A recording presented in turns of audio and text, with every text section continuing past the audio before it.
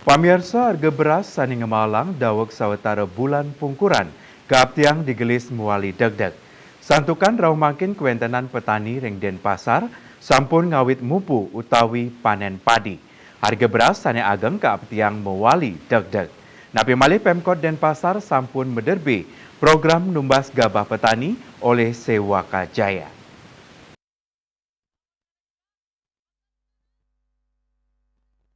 Kepala Dinas Pertanian Kota Denpasar Ana Agung Bayu Brahmasta Mausang, sawetara kuentenan subak ring Denpasar sampun sayaga ngerancing masan mupu ring bulane mangkin.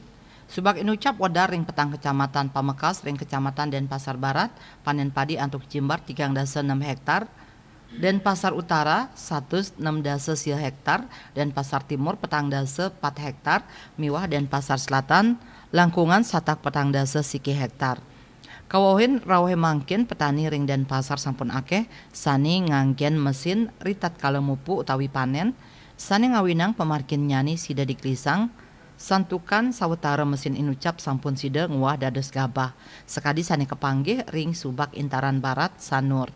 Punika mawinan paiketan dani mastikayang, mangde BBM, mangde status sayage, santukan mesin inucap muatang bahan bakar. Yening selain saking pabuat beras, miwah hasil panen lokal, Denpasar wantasida nagingin pabuat krame kantos 15 utawi kali 10%. Sanilianan rauh saking Dura Denpasar.